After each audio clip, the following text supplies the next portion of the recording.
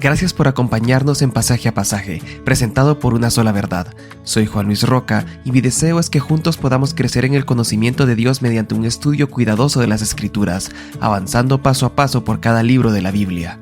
Comencemos.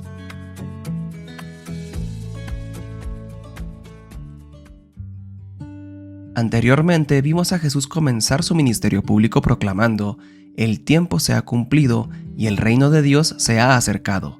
Arrepiéntanse y crean en el Evangelio». Ahora Marcos nos muestra cómo ese llamado comienza a tomar forma en la vida de personas reales, porque el reino de Dios no es una teoría, ni es una filosofía, y tampoco es una idea abstracta. El reino avanza cuando hombres y mujeres escuchan la voz del Rey y responden a ella. Leamos Marcos 1, 16-20. Mientras caminaba junto al mar de Galilea, vio a Simón y a Andrés, hermano de Simón, echando una red en el mar porque eran pescadores. Y Jesús les dijo: «Síganme, y yo haré que ustedes sean pescadores de hombres». Dejando al instante las redes, ellos lo siguieron. Yendo un poco más adelante, vio a Jacobo, hijo de Zebedeo, y a Juan su hermano, que también estaban en la barca remendando las redes. Al instante los llamó, y ellos dejaron a su padre Zebedeo en la barca con los jornaleros y se fueron tras él. A primera vista, este parece un relato sencillo. Jesús llama, 4 hombres responden, y la historia continúa.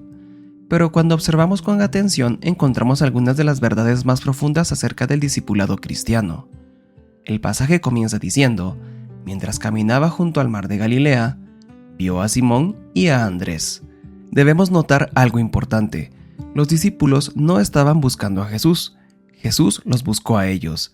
En aquella época era habitual que los estudiantes buscaran a un maestro y le pidieran convertirse en sus discípulos. Pero aquí ocurre lo contrario. Es el maestro quien busca a sus discípulos. Es el rey quien llama a sus súbditos. Es el Salvador quien toma la iniciativa. Y esto refleja una verdad que encontramos en toda la Biblia. La historia de la salvación siempre comienza con Dios. Cuando Adán y Eva pecaron, Dios fue quien salió a buscarlos. En Génesis leemos cuando Abraham vivía entre pueblos paganos. Dios fue quien lo llamó. O también cuando Moisés estaba cuidando ovejas en el desierto. Dios fue quien se le apareció. Cuando Saulo perseguía a la iglesia, Cristo fue quien salió a su encuentro. Y lo mismo ocurre con nosotros. A veces hablamos de haber encontrado a Dios, pero la realidad es que Él nos encontró primero. Nuestra búsqueda siempre es una respuesta a una iniciativa divina. Qué consuelo es saber que nuestra salvación no descansa en la fuerza con la que buscamos a Dios, sino en la gracia con la que Él nos buscó a nosotros. Marcos nos presenta a Simón y Andrés trabajando. Están pescando. Luego nos muestra a Jacobo y Juan remendando sus redes. Ellos no son sacerdotes, tampoco son escribas, ni son gobernantes. No son expertos reconocidos en las Escrituras. Son pescadores, hombres comunes, trabajadores, personas que probablemente nunca imaginaron que sus nombres serían conocidos 2000 años después. Y esto nos recuerda algo hermoso acerca del reino de Dios. Dios se deleita en usar personas ordinarias para realizar cosas extraordinarias. Muchas veces pensamos que para servir a Dios necesitamos ser excepcionales. Necesitamos más talento, tener más conocimiento, más capacidad, tener más preparación. Pero cuando observamos la historia bíblica, encontramos un patrón diferente. Dios suele tomar personas comunes y hacer cosas extraordinarias a través de ellas. Como alguien dijo una vez, Dios no siempre llama a los capacitados, pero sí capacita a los llamados. Y eso debería animarnos, porque el requisito principal para seguir a Cristo nunca ha sido la perfección, ha sido la disposición. Entonces, Jesús pronuncia unas palabras que cambiarán sus vidas para siempre. Síganme. La invitación parece sencilla, pero sus implicaciones son inmensas. Jesús no les entrega un libro, no les ofrece un programa, no les presenta una lista de reglas, les ofrece una relación. Síganme. El cristianismo no consiste principalmente en aprender un conjunto de ideas, consiste en seguir a una persona. Es posible conocer mucha teología y, sin embargo, no seguir verdaderamente a Cristo. Es posible dominar conceptos bíblicos y aún así mantener a Jesús a cierta distancia. Pero el discipulado siempre es personal. Jesús no dijo: «Aprendan acerca de mí». Él dijo: «Síganme». Hay una diferencia enorme entre ambas cosas, Podemos estudiar un mapa sin emprender el viaje, podemos admirar un camino sin recorrerlo, podemos hablar de Cristo sin caminar con Él, pero el discipulado implica movimiento, implica confianza, obediencia, e implica seguir al Maestro incluso cuando no conocemos todos los detalles del camino. Piensa en un barco amarrado en un puerto. Puede estar perfectamente construido, tener excelentes materiales y ser admirado por todos, pero mientras permanezca atado al muelle, nunca cumplirá su propósito. Los barcos fueron hechos para navegar y los discípulos fueron llamados para seguir. Muchas personas desean toda la seguridad antes de obedecer. Quieren conocer cada detalle del futuro. Quieren garantías completas. Quieren respuestas a todas sus preguntas. Pero Jesús rara vez muestra todo el mapa de antemano. Primero llama y después guía. Jesús continúa diciendo: yo haré que ustedes sean pescadores de hombres. Y aquí hay una imagen que es realmente extraordinaria. Jesús no desprecia lo que ellos ya saben hacer, lo transforma. No les dice que su experiencia previa no tiene valor, la redirige hacia un propósito mayor. Hasta ahora habían dedicado sus vidas a capturar peces, ahora serán enviados a alcanzar personas para el reino de Dios. Y observemos cuidadosamente quién realizará esa transformación.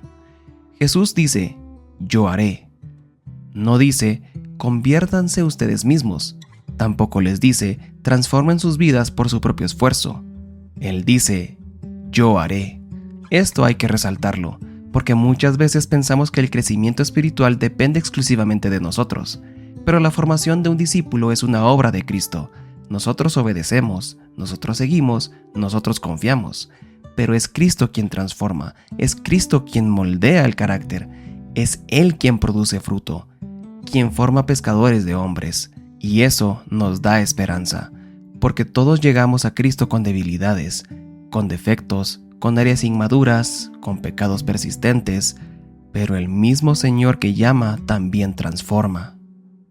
Marcos añade una frase impactante: dejando al instante las redes, ellos lo siguieron, y luego vuelve a decir: al instante los llamó. Una de las palabras favoritas de Marcos es inmediatamente o al instante. Aparece repetidamente en todo el Evangelio, y aquí resalta la prontitud de los discípulos. Ahora bien, esto no significa necesariamente que nunca hubieran visto a Jesús antes. Los otros evangelios indican que ya existía cierto conocimiento previo, pero este momento marca una decisión definitiva. Y lo notable es que no postergan la obediencia. Ellos no dicen: déjanos pensarlo unos meses, o volveremos cuando el negocio esté más estable. Ni tampoco dicen: cuando sea más conveniente. No, ellos responden, y responden ahora.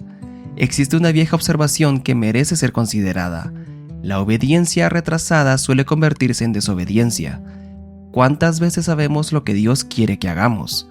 Sabemos cuál es el siguiente paso, qué cambio debemos realizar, qué pecado debemos abandonar, sabemos qué conversación debemos tener. Pero seguimos posponiéndolo. Los discípulos nos recuerdan que cuando Cristo llama, la respuesta correcta es obedecer. Cuando Jesús llama a Jacobo y a Juan, ellos dejan algo más que redes. Marcos nos dice: dejaron a su padre Zebedeo en la barca. Ese detalle no está ahí por accidente. Seguir a Cristo tiene un costo. Para algunos significa renunciar a comodidad. Para otros significa renunciar a prestigio. Para otros puede significar enfrentar incomprensión.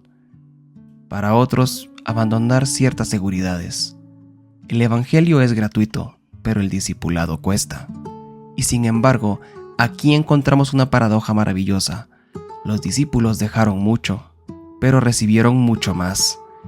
A veces imaginamos el discipulado como una pérdida, pero Jesús enseñará más adelante que nadie deja algo por causa de él sin recibir infinitamente más en el reino de Dios. Como escribió C.S. Lewis, somos criaturas demasiado fácilmente satisfechas. Muchas veces nos aferramos a cosas buenas y terminamos perdiendo cosas mejores. Los discípulos dejaron redes, pero encontraron al Rey. Dejaron un oficio, pero encontraron una misión eterna. Dejaron una vida conocida, pero encontraron una vida abundante. Este pasaje nos deja una pregunta muy sencilla. ¿Qué hacemos cuando Jesús llama? Porque el llamado de Cristo sigue resonando hoy. Tal vez no nos llama a dejar barcos y redes, pero sí nos llama a seguirle. Nos llama a confiar en Él. nos llama a ponerlo por encima de cualquier otra lealtad.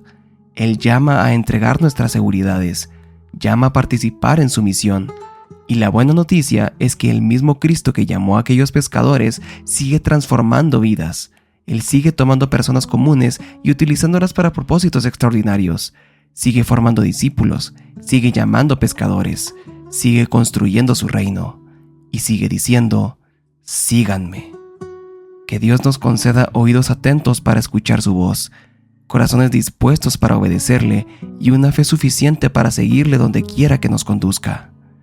Amén.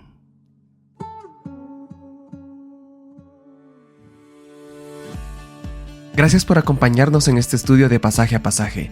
Si este contenido ha sido de ayuda para ti, compártelo con otros y recuerda, la meta no es solamente conocer más acerca de la Biblia, sino conocer mejor al Dios que se ha revelado en ella. Nos vemos en nuestro próximo estudio.